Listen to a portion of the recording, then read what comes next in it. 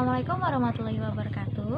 Perkenalkan, nama saya Rai Fajriani dari kelompok 4, mata kuliah studi kebantenan, kelas 3E. Saya Indah Yuniarti Atmarla. Saya Alan Murwatasari. Nama saya Tria Kamila Sari. Nama saya Mutmainah. Pada kesempatan kali ini, saya dan teman-teman saya akan sedikit menjelaskan tentang potensi dan prospek ekonomi kreatif yang berada di Banten. Silahkan disimak ya. Yang pertama ada industri gerabah. Pengertian gerabah itu sendiri adalah perkakas yang terbuat dari tanah liat yang kemudian tanah liatnya dibentuk. Lalu setelah dibentuk, dibakar dan kemudian dijadikan alat yang dapat membantu kehidupan manusia. Salah satu sentra kerajinan gerabah yang cukup terkenal di Provinsi Banten terletak di Desa Bumijaya, Kecamatan Ciruas, Serang, Banten. Selain terkenal di Provinsi Banten, gerabah Bumijaya Serang ini pun sudah cukup terkenal bahkan hingga ke mancanegara. Yang selanjutnya ada sejarah gerabah. Jadi gerabah itu sudah ada sejak zaman masa perundagian. Pada masa itu gerabah semakin maju dan peningkatan kebutuhannya di masyarakat semakin meningkat karena ada beberapa alat-alat yang terbuat dari gerabah yang fungsinya itu tidak dapat digantikan oleh alat-alat yang terbuat dari logam. Oleh karena itulah tingkat kebutuhan akan gerabah itu semakin tinggi di masyarakat. Kemudian benda-benda peninggalan gerabah itu ada di Kendeng Lembu, Banyuwangi, kemudian di Kelapa II, Bogor, lalu ada di Serpong, Tangerang, dan kemudian ada di Kalumpang dan Minangkabau, Sulawesi Tengah, dan terakhir ada di Bekas Danau, Bandung. Dan selanjutnya ada sejarah gerabah Bumijaya Serang. Jadi gerabah Bumijaya Serang ini pernah mengalami masa keemasan pada tahun 1990-an. Pada saat itu masyarakat Bumijaya Serang sering melakukan perjalanan pulang pergi Serang, Bali hanya untuk sekedar memenuhi pesanan para wisatawan asing yang berada di Bali. Masyarakat Bumijaya Serang ini diberikan kelebihan tangan yang terampil untuk dapat membuat dan menghasilkan gerabah-gerabah yang kualitasnya sangat baik. Tidak sedikit juga dari mereka yang menitipkan gerabah-gerabah buatannya di gerai-gerai atau toko-toko yang berada di Pulau Bali. Kemudian, tidak lama dari itu, Indonesia mengalami kekacauan, seperti misalnya terjadinya penurunan rupiah dan kekacauan politik, sehingga akhirnya hal tersebut menyebabkan masa keemasan gerabah desa Bumijaya Serang mengalami kemunduran. Meskipun sempat mengalami masa keemasan dan akhirnya mengalami kemunduran, gerabah desa Bumijaya Serang ini tetap mampu bertahan hingga hari ini dan tetap mampu menghasilkan gerabah-gerabah yang kualitasnya tidak pernah berubah dari dulu. Yang selanjutnya ada teknik pembuatan gerabah. Jadi masyarakat Bumijaya Serang itu melakukan dua teknik dalam pembuatan gerabah. Teknik yang pertama yaitu teknik pilin atau coiling, membentuk tanah liat dengan bentuk dasar dipilin atau dibentuk menjadi seperti tali. Kemudian teknik yang kedua yaitu teknik cetak tekan atau press. Biasanya teknik ini itu digunakan untuk mendapatkan hasil yang cepat dan singkat. Yang selanjutnya ada macam-macam gerabah yang dihasilkan oleh masyarakat desa Bumijaya Serang. Yang pertama ada gentong, kemudian ada vas bunga, lalu mangkok kecil, kemudian pot besar, pot kecil, teko gelas kecil, teko kecil, gerabah tempayan, dan guci. Juga sebenarnya masih banyak lagi selain yang disebutkan tadi. Ada fungsi gerabah. Fungsi gerabah digolongkan menjadi dua. Yang pertama ada fungsional, gerabah fungsional. Gerabah fungsional adalah gerabah yang dapat memberikan manfaatnya secara langsung kepada penggunanya, seperti misalnya pot bunga, kendi, asbak, dan peralatan dapur lainnya. Kemudian ada gerabah non fungsional, yaitu gerabah yang berfungsi lebih ke sebagai gerabah hias seperti vas bunga. Batik Banten adalah batik yang berasal dari Provinsi Banten. Batik Banten memiliki berbagai varian motif pada kain batiknya. Batik Banten merupakan kearifan lokal yang tersisa dari pusat kerajaan Islam Kesultanan Banten yang mengangkat motif dari berbagai peninggalan benda-benda kuno yang mempunyai ragam khas dan keunikan. Lewat warisan itu, masyarakat dapat memberitahukan keragaman benda-benda kuno dan warisan pada zaman Kesultanan Banten, dan terdapat filosofi yang mengandung arti yang mendalam dari setiap motifnya. Batik Banten juga sudah masuk di kancah internasional, bukan karena bentuknya dan tatanannya saja, melainkan juga ciri khas yang dimiliki pada batik Banten. Pada tahun 2003, diakui seluruh dunia, batik Banten dipatenkan setelah adanya kajian di Malaysia dan Singapura yang diikuti oleh 65 negara di seluruh dunia. Batik Banten mendapatkan predikat terbaik sedunia setelah adanya himbauan pada tanggal 5 Juni yang ditetapkan sebagai Hari Batik Sedunia. Batik Banten menjadi batik pertama yang punya hak paten di UNESCO. Bahkan kini batik Banten telah berkembang ke berbagai macam negara. Batik Banten memiliki identitas tell story, motif bercerita. Memiliki khas tersendiri ketimbang batik lainnya. Beberapa motif diadopsi dari benda-benda sejarah atau artefak peninggalan. Motif yang pertama ada motif mamelo atau memoloan yang diambil dari nama atap masjid atau pendopo yang berbentuk seperti atap masjid dan yang disebut mameloan. Yang kedua ada motif Sri Manggantin yang diambil dari sebuah ruangan yang ada di Keraton Kesultanan Banten yang artinya Sri adalah raja dan Manggantin adalah menanti atau menunggu. Jadi Sri Manggantin adalah ruangan tunggu dari tamu-tamu para sultan atau raja Banten. Yang ketiga ada motif debus. Debus adalah sebuah seni Banten yang merupakan suatu pertunjukan yang dulunya digunakan untuk menyebarluaskan ajaran Islam. Yang keempat ada motif pamarangan yang terinspirasi dari sebuah pemukiman masyarakat di kota Banten yang rata-rata berprofesi sebagai pembuat keris dan yang sering disebut juga sebagai empu. Yang kelima ada motif lebak Baduy yang diambil dari bentuk lumbung padi masyarakat Baduy Banten dan ditambahkan juga ornamen tenun Baduy dan juga alat musik di dalamnya. Yang keenam ada angklung buhun. Diambil dari angklung atau dok-dok lojor khas kesenian musik dari suku Baduy dan Lebak. Yang ketujuh ada serantuan yang diambil dari ornamen-ornamen yang melambangkan budaya atau kesepuhan Lebak Selatan serta masyarakat Baduy. Makanan khas Banten menjadi salah satu makanan yang paling banyak diburu oleh para pecinta kuliner karena rasanya yang nikmat. Di sini saya akan menyebutkan dan sedikit menjelaskan tentang makanan khas Banten yang kalian dapat mencicipinya ketika berkunjung ke Banten. Yang pertama ada angelada. Angelada merupakan makanan khas Banten yang artinya adalah sayuran berkuah pedas. Memang makanan ini itu diolah menggunakan rempah yang kuat dan alami dan ditambah dengan cabai rawit yang sudah dihaluskan. Yang kedua ada rabek. Rabek ini bisa disebut sebagai menu Arabnya orang Banten.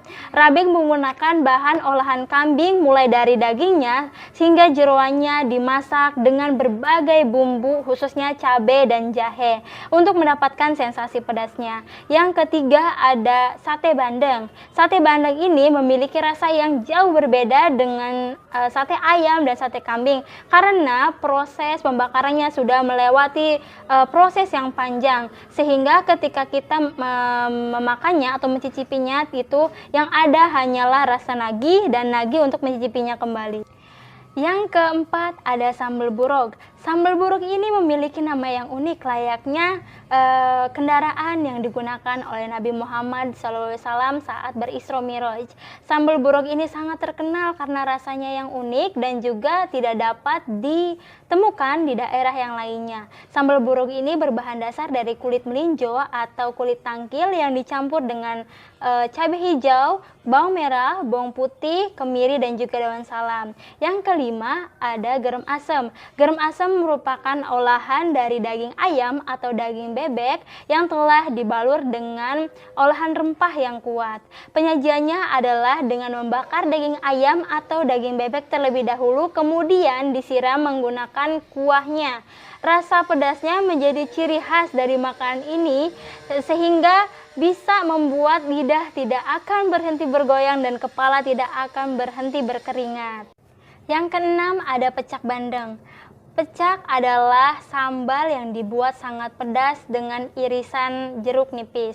Sedangkan bandengnya itu digoreng dengan kering dan juga dibumbui dengan asinan khas Banten. Yang ketujuh ada gecom. Gecom singkatan dari toge dan oncom. Makanan ini menjadi unik karena digoreng di atas wajan yang datar yang biasa digunakan untuk menggoreng martabak. Yang kedelapan ada sayur besan. Sayur besan ini terdapat 4 bahan utama. Yang pertama ada trubuk, yang kedua ada petai, yang ketiga ada bihun, yang keempat ada kentang. Dan juga biasanya itu diikuti dengan beberapa sayuran seperti wortel, labu siam, dan udang. Nah, sayur besan ini biasanya itu menjadi simbol pernikahan dan hubungan erat pasca pernikahan. Kesembilan ada balok menes. Balok menes ini memiliki tekstur dan juga bahan yang sama dengan getuk. Pada balok menes ini bedanya adalah bentuknya menyerupai balok, sedangkan getuk tidak. Pada balok menes ini kita akan menemui toppingnya itu adalah serundeng ataupun kacang, sedangkan pada getuk kita akan menemui toppingnya itu adalah parutan kelapa.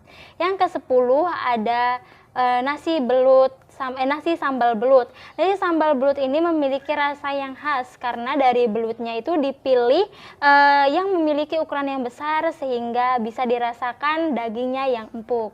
Yang ke-11 ada pasung merah. Pasung merah adalah kue yang memiliki keunikan tersendiri dari segi bentuknya karena bentuknya itu berbentuk seperti bidang kerucut, dan laksa merah ini biasanya disajikannya itu disusun menyerupai bentuk lingkaran, dan pasung merah ini disajikan di upacara adat ataupun tasyakuran karena kue ini dianggap itu dia disukai oleh para dewa, makanan yang disukai oleh para dewa. Yang ke-12 ada laksa Tangerang. Laksa Tangerang ini memang terlihat sederhana, tapi rasanya itu tidak kalah dengan makanan yang lainnya. Rempah alami pada kuah sayur diresap oleh mie putih sehingga terasa sedang menyantap makanan bintang 5. Yang ke-13 ada sate bebek cibeber. Rasa pada sate bebek cibeber ini meresap hingga ke dalam dagingnya, dan juga belum lagi sambal kacangnya yang sudah dicampur dengan bumbu rempah yang khas. Terus yang ke-14 ada ketan bintul. Tidak ada yang berbeda dengan ketan ini pada segi prosesnya. Namun yang membuatnya berbeda adalah adanya serundeng yang dicampur dengan kacang yang telah dihaluskan di atasnya. Ada ketan bintul. Tidak ada yang berbeda dengan ketan ini pada segi prosesnya. Namun yang membuatnya berbeda adalah adanya serundeng yang dicampur dengan kacang yang telah dihaluskan di atasnya. Yang ke-15 ada rengginang dari Banten. Rengginang dari Banten memiliki rasa yang berbeda, bahkan lebih enak dan lebih renyah. Adonan dari rengginang dari Banten ini cenderung lebih nikmat karena mempunyai aroma dan rasa ikan yang kuat. Bukan hanya ikan, akan tetapi udang, kerang, dan kupang. Yang ke-16 ada opak berasal dari Banten. Opak berasal dari Banten juga memiliki ciri khas tersendiri. Yang membedakannya dengan opak dari lainnya adalah opak dari Banten itu dibuat lebih lembut dan halus sehingga tidak memiliki tekstur kasar di atasnya ketika digoreng. Tipis, kering, renyah, tak lama, serta nikmat. Itulah ungkapan yang bisa menggambarkan rasa opak dari Banten ini. Yang ke-17 ada kue jejorong. Kue jejorong berbentuk seperti bubur sumsum berwarna putih dengan tekstur yang lembut dan lumer. Rasa asin gurih yang terdapat pada bubur tersebut dipadukan dengan gula merah cair sehingga mendapatkan rasa manis yang alami. Yang ke-18 ada gipang. Gipang merupakan makanan khas wilayah Nusantara yang banyak tersebar di wilayah Jawa. Banten merupakan sentral pembuatan gipang dengan rasanya yang berbeda dengan gipang di wilayah lainnya. Yang ke-19 ada lemeng. Makanan ini terbuat dari adonan beras ketan dan juga santan. Uniknya adalah cara memasaknya yang masih menggunakan peralatan tradisional. Yang ke-20 ada nasi sumsum. Nasi sumsum juga dikenal dengan nasi bakar. Nasi sumsum bakar merupakan makanan khas Banten yang sudah lama dikenal oleh masyarakatnya. Tekstur sumsum yang lumer ketika terkena panas akan meresap ke setiap bulir nasi yang ada di dalamnya. Belum lagi ketika ditambahkan dengan berbagai rempah tentu saja membuat rasanya menjadi luar biasa. Yang terakhir ada kue cucur. Kue cucur merupakan makanan khas dari Sareweh yang terletak di Kabupaten Lebak, Provinsi Banten. Kue yang terbuat dari bahan dasar gula merah dan tepung beras ini biasa disajikan untuk acara-acara pernikahan, acara keluarga, bahkan menjadi camilan sehari-hari. Di sini saya akan menjelaskan tentang kesenian Banten.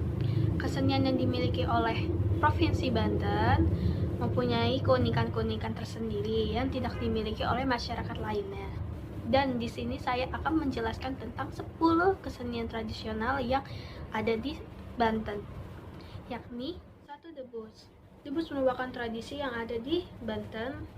Dengan adanya ilmu kekebalan untuk mempertahankan diri, seseorang yang memiliki kekebalan atau disebut debus, ia akan kebal dengan benda tajam, tusukan, pukulan, dan api. Kesenian ini bersifat religius dan debus berkembang di Lebak, Pandeglang, dan Serang, terutama di Kecamatan Walantaka.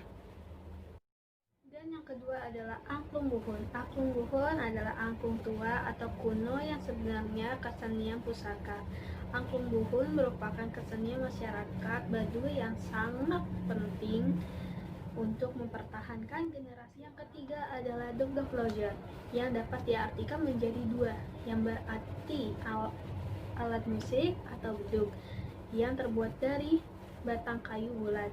Jika alat musik ini dimainkan, akan terdengar suara dok-dok dan juga dok-dok.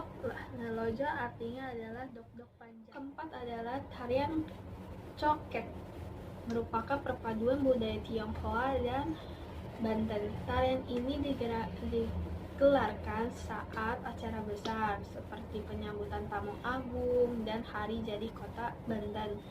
Pakaian atau kostum yang digunakan dominan berwarna hijau yang memberikan kesan dengan suasana selalu ceria.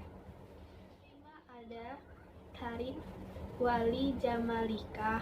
Tarian ini bertujuan untuk menunjukkan tentang religius dan keberagaman etnis masyarakat Banten. Selama gerakan ini terdapat pesan religius yang hendak disampaikan. Tarian ini diperagakan oleh 6 orang penari wanita dengan menggunakan busana muslimah. Yang keenam adalah tarian katuran. Tarian ini bertujuan untuk penyambutan kepada orang asing ke Banten. Tarian ini juga dipentaskan di acara hari jadi kota Banten atau Provinsi Banten. Tarian ini juga diperagakan 5-7 orang wanita. Ketujuh ada benderong lesung. Kesenian ini sering ditunjukkan pada acara-acara seperti pernikahan, kihatan, dan gelar seni budaya. Bunyi yang dihasilkan oleh alat ini yaitu tuk-tak tuk-tak, yang artinya pukulan dari alu ke lesung.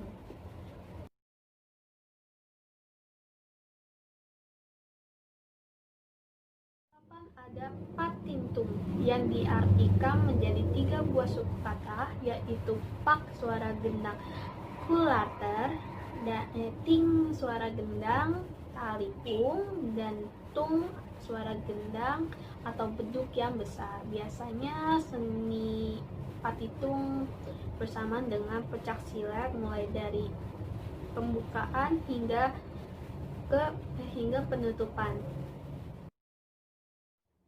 Ada kesenian beluk. Beluk terdiri dari 2 kata, yaitu ba dan luk. Untuk arti ba adalah besar dan aluk adalah gorowok, untuk memberitahukan kepada tetangga. Yang terakhir ada rudat.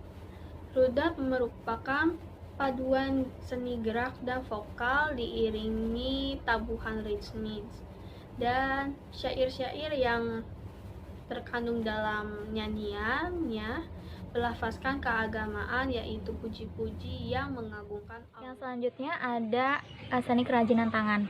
Seni kerajinan tangan atau yang biasa disebut seni kriya adalah kegiatan seni yang menitik beratkan pada keterampilan tangan dan fungsi untuk dapat mengolah bahan baku yang berada di lingkungan sekitar menjadi barang-barang jadi yang tidak hanya bernilai pakai tapi juga bernilai estetis. Nah, seni kriya itu sendiri bisa berupa karya dari tanah, logam, kain, batu, ataupun kayu, dan sebagainya. Yang selanjutnya ada sejarah kriya. Jadi kriya itu sudah berkembang dari zaman Neolitikum atau zaman batu muda.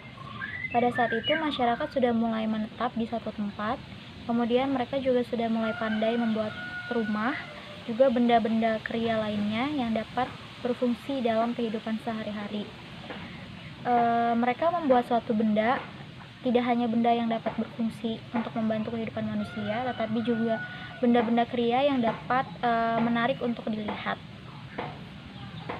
Selanjutnya ada seni kerajinan tangan, macam-macam seni kerajinan tangan. Yang pertama ada golok ciomas. Golok ciomas ini adalah salah satu senjata tradisional khas Provinsi Banten yang biasa digunakan oleh jawara di Banten. Golok ini memiliki mitos bahwa bisa menaklukkan para musuh tanpa harus mengeluarkan golok dari sarungnya. Kemudian yang kedua ada kerajinan bambu Ciakar. Kerajinan ini terletak di Desa Ciakar, Kabupaten Tangerang, di Kecamatan Panongan. Jaraknya sekitar 10 km dari kota Tangerang dan 5 km dari Kecamatan Curug. Di sana terdapat banyak sekali macam-macam kerajinan bambu dari Desa Ciakar. Selanjutnya ada kerajinan tas dari pelepah pisang yang terletak di Kecamatan Pondok Aren, Kota Tangerang Selatan.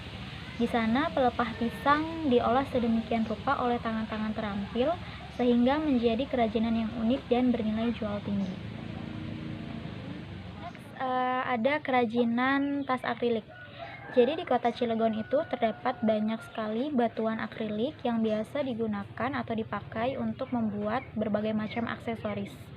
Salah satunya adalah kerajinan tas akrilik ini. Jadi tas akrilik ini biasa dijadikan sebagai oleh-oleh atau buah tangan oleh para wisatawan yang berkunjung ke kota Cilegon. Selanjutnya ada batu fosil Sajira. Jadi kerajinan tangan batu fosil ini merupakan bentukan hasil dari sedimentasi pelapukan batuan sejak ratusan tahun lalu, di mana sedimentasi itu kemudian membentuk batuan yang sangat indah. Lalu kemudian ada tas koja baduy. Tas koja baduy ini terbuat dari kulit pohon terep yang banyak terdapat di wilayah Baduy. Dan pohon terep ini merupakan pohon yang bisa dikatakan pohon yang berkerabat dengan pohon langka. Dan pohon ini tuh banyak sekali terdapat di Baduy. Selanjutnya ada kerajinan tangan kain tenun Baduy. Kain tenun Baduy ini merupakan salah satu komoditas di suku Baduy yang memiliki peranan dan arti yang sangat penting bagi kehidupan masyarakatnya. Kemudian ada kerajinan tangan wayang garing. Bahan utama untuk membuat wayang garing itu adalah kulit kerbau. Prosesnya itu dimulai dari pembersihan kulitnya, kemudian pengeringan kulit kerbau, lalu barulah dibentuk menjadi wayang garing. Berkat tangan-tangan terampil dalam membuat wayang garing ini, maka jadilah kerajinan wayang garing yang hingga saat ini dijadikan sebagai salah satu kesenian khas Banten. Next, terakhir, kerajinan tangan dari Provinsi Banten itu ada gelang handam. Gelang handam ini merupakan aksesoris pria yang terbuat dari batang pohon terep dan batang penyambung gelangnya ini terbuat dari rotan. Gelang ini itu biasa digunakan oleh orang desa Kanekes, sebutan untuk masyarakat. Berikut ini adalah destinasi Banten. Yang pertama ada Pantai Anyar. Tempat wisata di Banten yang pertama adalah berupa pantai. Sebagaimana sudah disebutkan di atas, Pantai Anyar menjadi salah satu destinasi wisata terfavorit di Banten. Pantai ini selalu ramai oleh wisatawan, baik lokal maupun dari luar Banten. Apabila kalau akhir pekan pantai ini dipadati keluarga yang ingin menghabiskan liburan untuk bermain. Kedua, ada Taman Nasional Ujung Kulon. Taman Nasional Ujung Kulon adalah salah satu cagar alam yang sangat penting di Indonesia. Pasalnya ada satu jenis satwa yang sangat dilindungi dan nyaris punah, yaitu badak Jawa. Badak ini hidup di kawasan Taman Nasional ini dan terus dipantau oleh pengelola. Beberapa jenis badak ditempatkan di kandang khususnya agar bisa berinteraksi dengan. Yang ketiga, ada Tanjung Lesung. Tanjung Lesung adalah sebuah kawasan pantai yang eksklusif dan terawat di ujung barat Pulau Jawa, sekitar 180 km dari kota Jakarta. Memiliki pantai yang masih asli dan bersih dengan pasir putihnya. Tanjung Lesung adalah pantai yang terbaik di Banten. Kegiatan yang dapat dilakukan di Tanjung Lesung yaitu bermain pasir, menyelam, bermain olahraga air, memancing, dan menginap di villa yang sangat bagus. Apabila Anda datang pada musim hujan, berhati-hatilah karena ombak di Tanjung Lesung cukup besar. Berlokasi di Kabupaten Pandeglang, Banten, Tanjung Lesung memiliki luas sekitar 1.500 hektar dengan fasilitas lengkap dan merupakan tempat wisata di Banten. Yang keempat, ada Gunung Krakatau. Gunung Krakatau adalah gunung Merapi yang pernah meletus dengan hebat dan berdampak tidak hanya kepada Indonesia, namun juga mancanegara. Sekarang ini, Gunung Krakatau adalah salah satu tempat wisata di Banten yang paling disukai oleh pendaki gunung. Kegiatan utama dan paling favorit di sini adalah mendaki Gunung Krakatau. Banyak sekali agen tour yang menawarkan paket mendaki Gunung Krakatau mulai dari paket 1 hari hingga Kampung Baduy. Kampung Baduy adalah kampungnya suku Baduy. Suku Baduy adalah suku yang masih kental adat Sundanya dan merupakan salah satu suku asli yang ada di Banten. Kampung Baduy yang berada di Kabupaten Lebak, Banten ini memiliki penduduk sekitar 8.000 jiwa yang terbagi menjadi 2, yaitu Baduy Dalam dan Baduy Luar. Suku Baduy Dalam adalah suku yang menolak dunia luar, sedangkan suku Baduy Luar adalah suku Baduy yang lebih terbuka pada dunia. Yang keenam, ada Pantai Sawarna. Pantai Sawarna merupakan kawasan wisata pantai di Banten yang tergolong baru. Pantai Sawarna mulai ramai dikunjungi wisatawan sekitar tahun 2000 karena promosi yang ada di internet. Pantai Sawarna terletak di Desa Sawarna, berjarak kurang lebih 150 km dari Rangkas Bitung. Setiap harinya Pantai Sawarna dikunjungi oleh ratusan wisatawan, baik yang dari sekitar Jawa Barat hingga yang dari luar negeri. Biasanya wisatawan luar negeri datang ke Pantai Sawarna untuk berselancar karena Pantai Sawarna memiliki ombak yang sangat besar. Sekarang ini sudah banyak penginapan di sekitar Pantai Sawarna, jadi sangat mudah berwisata di Pantai Sawarna ini. Yang ketujuh ada Pulau Umang.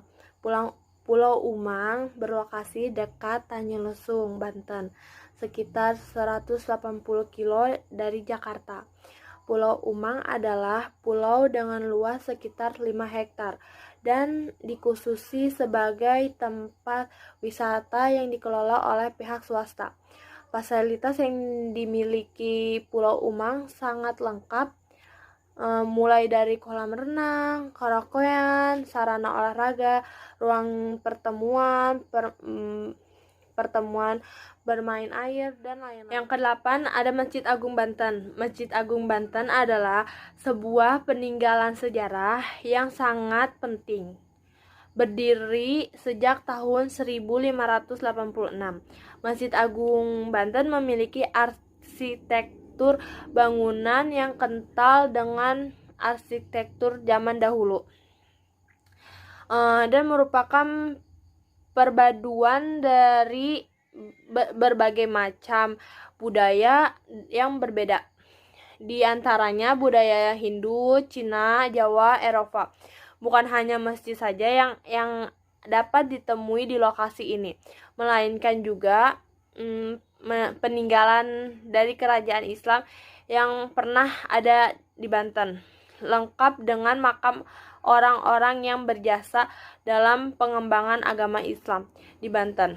Selain ramai dikunjungi peziarah dan umat Islam, Masjid Agung Banten setiap harinya juga ramai dikunjungi oleh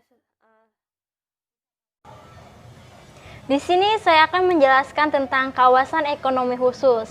Pada dasarnya, kawasan ekonomi khusus dibentuk untuk membuat lingkungan yang kondusif bagi aktivitas ekonomi atau aktivitas investasi, ekspor, dan perdagangan guna mendorong laju pertumbuhan ekonomi, serta sebagai katalis reformasi ekonomi. Untuk ide ini diinspirasi dari keberhasilan berbagai negara yang lebih dulu mengadopsinya, seperti Cina dan India. Bahkan, data-data empiris melukiskan bahwa kawasan ekonomi khusus di negara tersebut mampu menarik para investor, terutama investor asing, untuk berinvestasi dan menciptakan lapangan kerja. Hal itu tak lain karena kemudahan yang didapat para investor. Kemudahan itu kemudahan berbentuk kemudahan di bidang fiskal, perpajakan, dan kepabeanan. Bahkan ada juga di bidang non-fiskal seperti kemudahan birokrasi, pengaturan di bidang ketenagakerjaan dan keimigrasian, serta pelayanan yang efisien dan ketertiban di dalam kawasan. Pemberlakuan status kawasan ekonomi khusus bagi daerah tertentu sangat memberikan keuntungan ekonomi secara nasional maupun regional. Tetapi status ini juga berpotensi merugikan karena adanya pengurangan pendapatan pajak akibat adanya intensif fiskal, dan dapat mengecam kawasan industri yang telah ada untuk pindah ke kawasan ekonomi khusus yang berdampak pengurangan terhadap penerimaan negara. Mengacu pada Undang-Undang Nomor 39 Tahun 2009 tentang Kawasan Ekonomi Khusus, demi mewujudkan percepatan pembangunan ekonomi nasional, maka mulai dikembangkan kawasan ekonomi khusus yang selanjutnya disebut dengan KEK di Provinsi Banten bidang pariwisata, yaitu di kawasan Tanjung Lesung yang terletak di Kecamatan Panimbang, Kabupaten Pandeglang, Banten. Pengembangan KEK ini bertujuan untuk mempercepat perkembangan daerah dan sebagai terobosan pengembangan kawasan untuk pertumbuhan ekonomi, antara lain industri, pariwisata, dan perdagangan, sehingga dapat menciptakan lapangan pekerjaan dan menjadi sumber penerimaan daerah.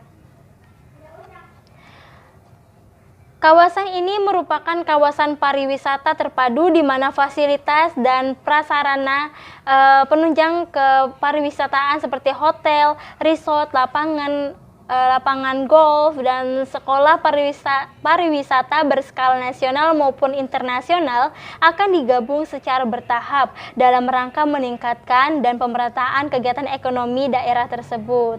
Adanya KEK Tanjung Lesung ini diharapkan akan membuka kesempatan investor untuk menanamkan modal, meningkatkan keringanan dan kemudahan investor untuk berinvestasi dalam rangka pengembangan pariwisata di kawasan Tanjung Lesung dengan tetap mendukung pertumbuhan ekonomi nasional, kearifan ekonomi lokal, serta memperlihatkan pelestarian lingkungan yang sudah terjaga.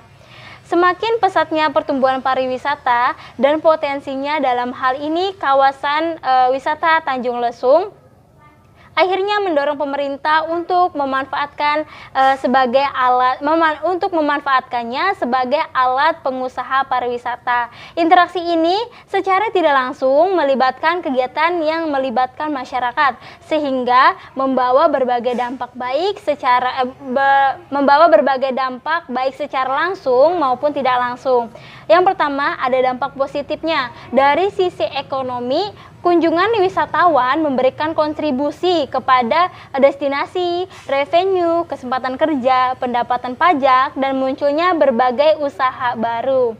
Kontribusi pariwisata secara langsung dihasilkan melalui ekspor pariwisata primer, diantaranya akomodasi dan penginapan. Makanan dan minuman, transportasi dan hiburan, dan perdagangan retail. Konkretnya misalkan dengan dibangun sebuah penginapan, maka masyarakat mendapat pekerjaan dengan bekerja sebagai karyawan-karyawan hotel sehingga pendapat mereka bertambah. Yang kedua, ada dampak sosial, budaya, dan lingkungan. Bagi masyarakat, pengembangan pariwisata memiliki potensi manfaat secara ekonomi, sosial atau kultural dan juga lingkungan yang akan diuraikan sebagai berikut. Yang pertama, ada potensi manfaat secara ekonomi, di antaranya menyediakan peningkatan keterampilan dalam bidang pariwisata serta mendorong peluang usaha, peningkatan kompetensi tenaga kerja bagi penduduk lokal. Yang kedua, mendukung dan mengatur memelihara layanan lokal seperti toko, retail, akomodasi, dan rumah makan. Yang ketiga, meningkatkan permintaan terhadap bisnis luar usaha pariwisata. Yang B, itu potensi manfaat sosial atau kultur, diantaranya ada mendorong pembangunan, pengembangan, dan pemeliharaan fasilitas destinasi lokal, dan juga meningkatkan citra suatu daerah untuk menarik investor dari luar industri pariwisata melalui peningkatan kunjungan wisatawan ke destinasi. Dan yang C itu ada manfaat lingkungan, diantaranya itu mendukung dilaksanakannya program event, pertunjukan seni budaya, olahraga, dan kegiatan desa berkelanjutan.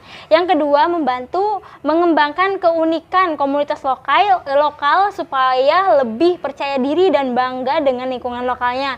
Yang ketiga, meningkatkan kesadaran untuk menjaga dan melindungi lingkungan alam di destinasi serta kepedulian terhadap pentingnya ekosistem alam. Yang keempat, ada mendorong penghargaan atas keragaman budaya, dan yang terakhir membuka peluang partisipasi masyarakat dalam menjaga lingkungan. Dan tadi saya sudah sebutkan dampak dan juga dampak ekonomi dan juga dampak sosial, budaya, dan lingkungan.